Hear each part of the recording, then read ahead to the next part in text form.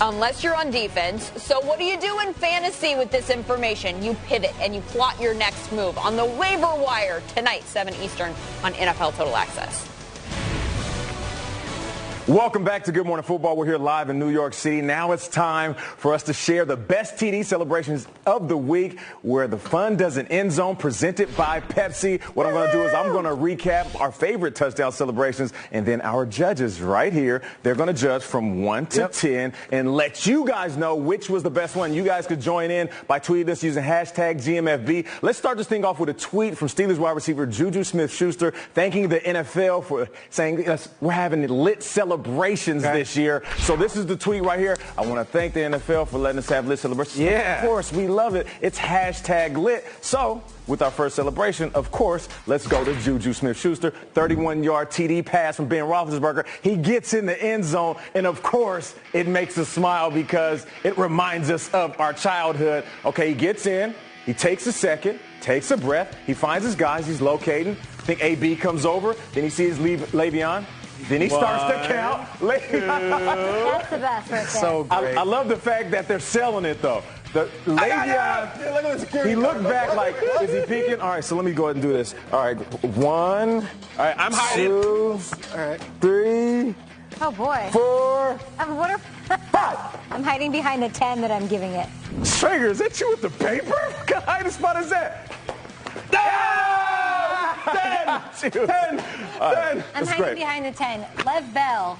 It's not so much the Rook. It's Big Ben. It's Lev Bell here. It's them selling it. What's crazy is running back, stiff armor, actor, rapper, celebrator. And they said they went over this before the game. They're just like, hey, if I score, do you want to do the hide and seek? Like, yeah, let's do it. Right. One of the best celebrations of the year. Lev Bell seems like the kid who just wants to stay hidden the whole night, just drink Pepsi all sleep over long. Never find him. What happened to Lev? He's gone. He's gone. Peter had a lampshade on his head. Yeah, the governor and MTA boss Joe Loda are in some hot water. I was reading the all right, it's going to be tough to follow that act, but let's go to Jets wide receiver Robbie Anderson, who had a really nice celebration. This was awesome. He catches the TD. Now, this one is clean, and I love the fact that they didn't get, but my question is, why are the seats empty? Where are those people?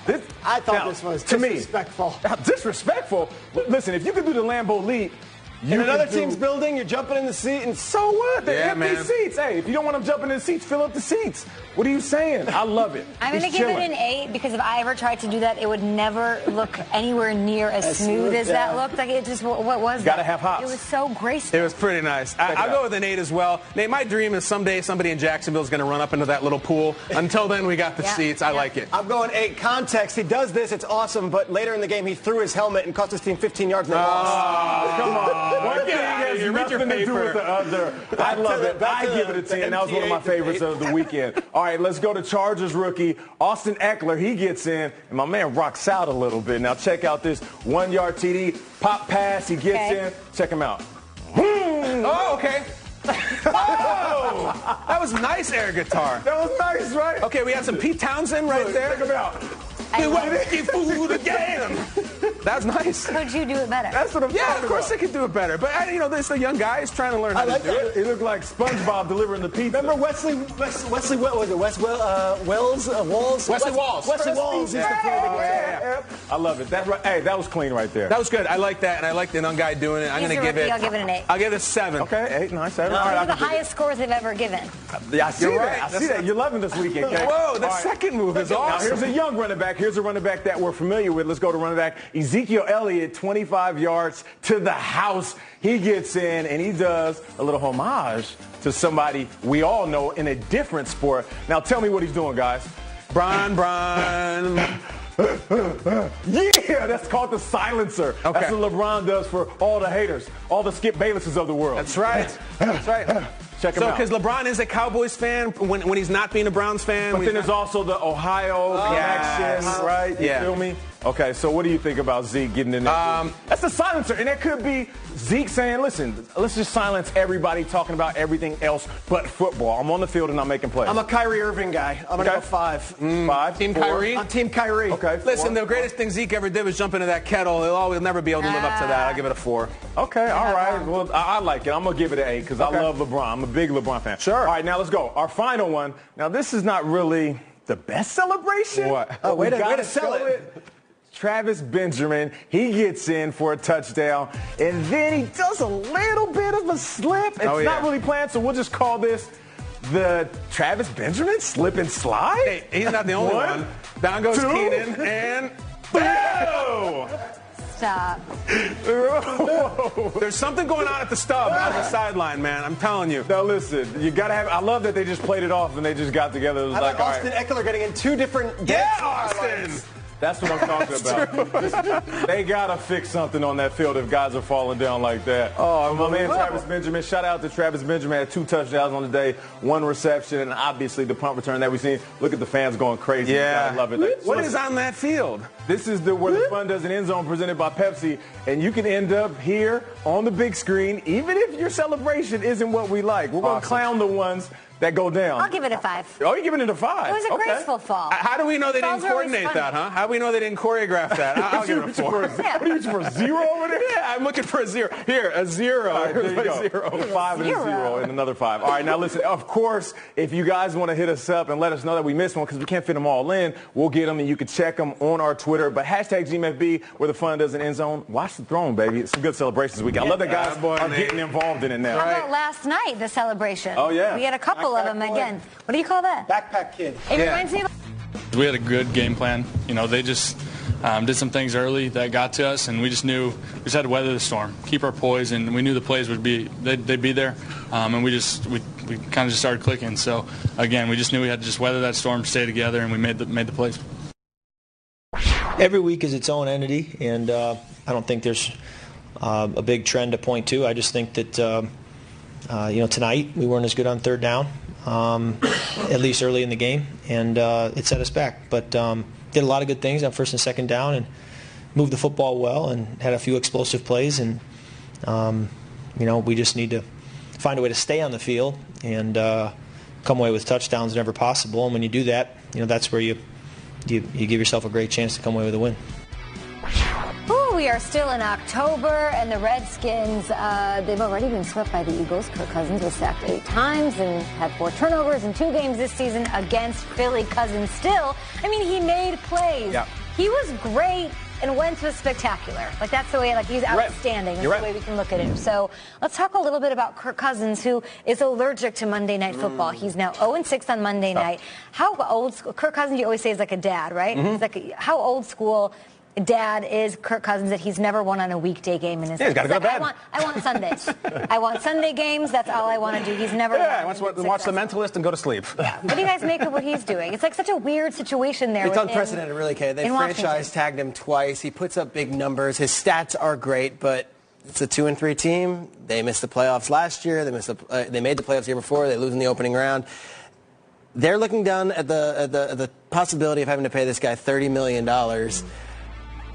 I think he's playing really well. I just don't know how this helps him, hurts him. He's great stats.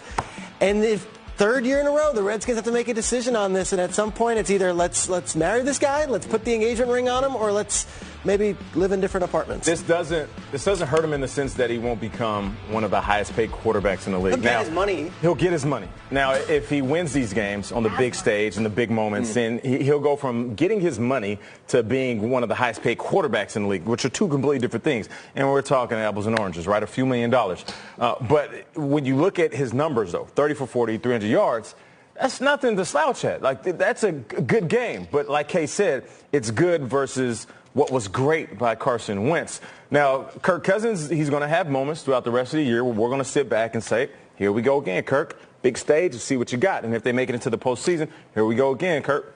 Big stage, see what you got. He needs to step up in those moments if he wants to be considered elite. Here's the thing. Some guys don't care. I'm just paid to do a job. I'm going to work with the pieces around me. He wants to be elite. I know Kirk. He wants to be elite. I know. Okay, so we gotta wait to see what happens moving forward. But right now, just like these other streaks, Kay mentioned them. There's a lot of streaks out there. Some great, some not so great. Kurt has to fix this. The big game gets attached to his name, just like my man Matt Stafford, right? We always talk about Matt Stafford versus teams that are 500 or better. Listen, we're talking the same thing with Cousins. Exactly. So let's see what happens moving forward when he's in these moments again. You got to be careful. He's going to be in these moments with a 24-year-old quarterback in the same division for years to come. So if you're the Redskins and you're looking at this, aren't you like, well, if we want to be great and we're seeing what Carson Wentz could do, we're seeing what the rookies have done in this league, don't we want to get one in the draft maybe? Which just economics-wise would be a better deal, right? That you have to pay a rookie a lot less than you're going to have to cough up for Kirk Cousins. Is. Right, That's but is he going to be better than Carson Wentz? We don't know. Dak Prescott? I think, hey, you said it perfectly. Like, he was very good last night. Wentz was just excellent on a given night. I think it's very dangerous sometimes when you're in a relationship to talk to your single friends and be like, oh, that must be fun. And there's sometimes your friends like, it's not pretty out here. Yeah, you don't want to be single. It's not what all you think it's all cracked up to be. There's only two types of team in the NFL. Teams that have one and teams that don't have a quarterback. The Redskins have a quarterback. I think they should put the ring on the finger and go long term because you know what? He's not as up and down as he used to be. We're confusing sometimes last year Kirk Cousins with this year. He has 3 interceptions all season. Cam Newton has 10. You know who has more than 3? Breeze, Stafford, Roethlisberger, Ryan, all guys with huge contracts. He lost to the Chiefs, okay? They didn't lose to the Chiefs because of Kirk Cousins. They lose because they couldn't stop Kelsey and Hunt. We all know football well enough to know that when it comes to Kirk Cousins is not solely responsible for losing them games, nor was he last night. They couldn't stop Carson Wentz. Guys, the draft, did you see USC Notre Dame? Would you want to be in business with Sam Darnold? That is a crapshoot at best. I know it makes sense economically, but give me a bird in the hand. This draft class isn't as great as the 2017 draft class. But that's what I'm saying. This is not a Mitchell Trubisky. Everyone was clowning on this draft class. Just wait until the Josh Allen train really I do agree with that. I want to get him with a Wyoming quarterback. He seems like a good player. The North Dakota State one sure looks good. So does the Michigan State one. He just went against the Eagles on the road and threw 2 touchdowns and 300 yards. That's your guy. You're saying be careful what you ask for, and I agree. You say, oh, I want a young quarterback, but then you get that young cornerback, and those Bulls start flying, and he's out there throwing picks, and you say, you know what, we should have kept Cousins. I'm playing devil's advocate. I'm just saying, last year they had a must-win game that was bad. Against the Panthers on a Monday night at home, and they lost. Week 17, the Giants were playing for nothing. At home, they lost. Redskins fans have a reason to say, hey, what else is out there? For sure. It's also frustrating that we're actually talking about this and what the long term is with Kirk Cousins. I'm sure he's frustrated. His teammates probably frustrated because you're sitting here now 3-3 and we don't know what the future is. And it's hard. And I'll tell you, Kay, it's hard as a fan probably to commit to liking Kirk Cousins. The line of teams, whether it be the Jets, the Niners, that are looking to sign Kirk Cousins. Yeah. You're right. I would say to Redskins fans, you don't know what you got till it's gone. It is a Cinderella song. It's very powerful. And I'm telling you, I think they will miss Kirk Cousins. I genuinely do. He is becoming, guys, never mind last year. He is one of the better quarterbacks in the league right now. Put a ring on it. Go ahead and download Tinder if you want to. All right? You want to What? Will Selva out of the NFL newsroom out in L.A. From highlights to Tinder to you, my friend. Swipe.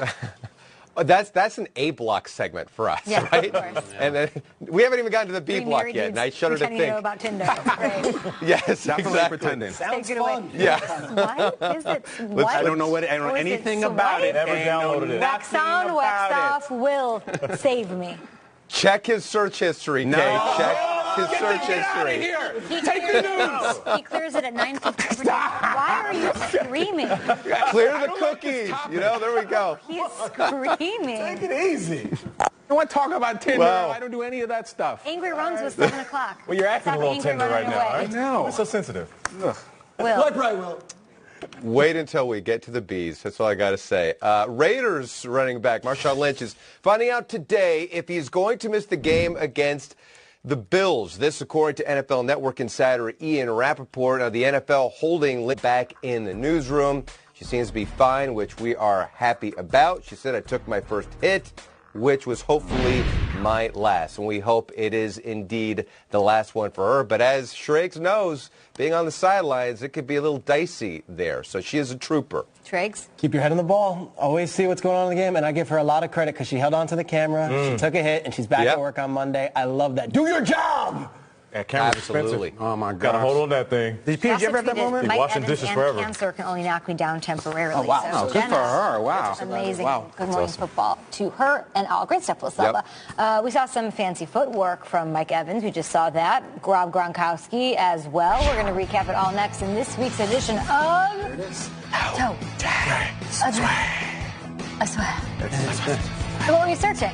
Back to Good Morning Football. We're here live in New York City, and it is about that time. It's Tuesday. Listen, I know you've seen the catches, but did you focus on the footwork? That's what I'm going to show you. It's week 7. It's officially in the book, so now it's time for the best toe drag swag. We're going to let you know what players made the catch before they got out of bounds on the sideline or in the end zone. And we got to start off with my man, Des Bryant, who had a beautiful catch in the back of the end zone. One of the best I've seen. Check out this. Just absolutely beautiful. I love the fact that he just held the ball with the one hand like, no, I definitely caught it. Check him out. He goes up high, looks directly down, taps the feet. It's good. It's great. That's poetry in motion, like I always say. And he knew that he was going to get hit, which is crazy. Check out the defender trying to make a play on the ball. You just point your toes downward, knowing I have to get it in. And I love this route. We used to run this with Randy Moss. 2 defenders, you fake right in front of the goal line, and then pop behind. They never know what's coming. That's a unique breed of toe drag, Nate. Not that usually you're going laterally. Right. Straight up and down one where you're going to take a big hit, I think is really suspenseful because you don't know if you're going to get it down. And on top, and naturally, if you just jump up in the air and you let your body carry you, you'll land out of bounds. So if you do that without anybody hitting you, you're going to have to fall regardless. So great focus by Des Bryant. All right, let's go to Buffalo. Not 1 but 2 toe drag swags. Mike Evans in the end zone. Check out Jameis Winston hitting him on the dime. Boom, and he actually runs into the young lady who we just talked about before we went to commercial break. But check out Mike Evans though. He's running directly to the sideline, catches the ball. This is insane. He's a massive receiver. Massive, so big. And he shoves that left foot in the ground, and he just drags the right one ever so slightly. I love it. This is so difficult because you only have 2 feet to get in, and him being so big, allowing his feet to get down underneath them. Nate, were guys doing this 20 years ago? I mean, was Herman Moore and Alvin Harper, were they making that catch at that size? I don't know if there was that much of an emphasis. I remember when I first got in the league in 2003, we used to work on this at practice, different types of sideline catches. You had the tap, you had the drag, and you had the dead legs. And now you see guys doing it more often, which is why you keep seeing this every single week. And traditionally, 20 years ago, guys would say, oh, it was a bad throw out of bounds. You couldn't get to it. Wow. All right, let's go. He's got 16 touchdowns the last 2 seasons. So balling, getting in the end zone. All right, Andre Holmes. This was the same game. Bills wide receiver, Andre Holmes, check this out. You got Ty just kicking up, what do you call that? The feet firework, right? The foot firework. Right. Kicking up off the ground. That's toe drag swag. We're actually literally somebody dragging behind your Gronk is so big. Now here's a bonus one right here. I took this out of, no, we got Corey Clement. I'm sorry, first. Oh, yeah. But I do have a bonus one after this. Okay. Corey Clement right here. This is one of my favorite ones of the weekend. Check out my man Carson Wentz. We had this, a beautiful delivery, but he evades the sack in the pocket, and then KB said, up for grabs. No, you're right. You corrected yourself because this wasn't up for grabs. It was the only place that Corey Clement could catch the ball. In the bucket, and then he just shoves his feet down underneath him. Butt lands out of bounds. Feet lands inbounds. Nothing the linebacker could have done either. No, it's perfect coverage. And you talk about context, big stage, big night. Carson Wentz keeping his helmet upfield saying, you know what, I'm not going to run this ball. He could have escaped the pocket and went for the touchdown. He said, I'm going to throw it to my young fella, have him go get it. And here's the bonus one. Mention the bonus. The bonus. What do you got? You did Angry Runs last week. Yeah. You had a college run on there. So I saw something this weekend. I'm sitting at home, kicking it with the kids, and people are hitting me up. Nate, you got to see this. I flipped the channel, and boom, we got Cam Sims. This right here. All right, SEC. Alabama on the sideline. Whoa! That's awesome. This might be the best one of the actual weekend. Check him out, though. He knows exactly where he's. Oh, my Lord. Young fella. Right in the ball's bench. Your Cam Sims, I see you. Wow. Check him out right there. That's nasty. He didn't even catch, he didn't even touch it with his body. This right here tickles my fancy because they're teaching this at a young age. In college, he's already getting the idea. Because here's the thing. In college, all you need is 1 foot. 1 foot. But he's like, I'm trying to keep 2 feet down, 10 toes. That changes the game. I remember my coach saying in college, if you want to make it in the league, start practicing 2 feet right now. Don't worry about what the rest are telling you. Okay. Forget the 1, get the 2 down. College scouts will tell the NFL scouts, and they'll notice you're ready for the league. That's cool for the Tennessee sideline. It was the first time they've seen a nice play all season. Oh! Can we see this one more time? Because when you make a catch in front of the bench, the opposing bench, all the guys are going, no.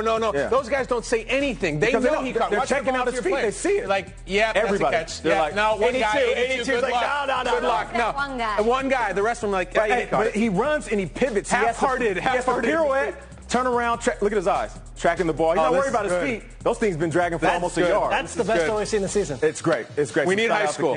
So listen, you guys hit us up. Yeah, we need high school. Hit us up on Twitter, #GMFB, #Toe Drag Swag.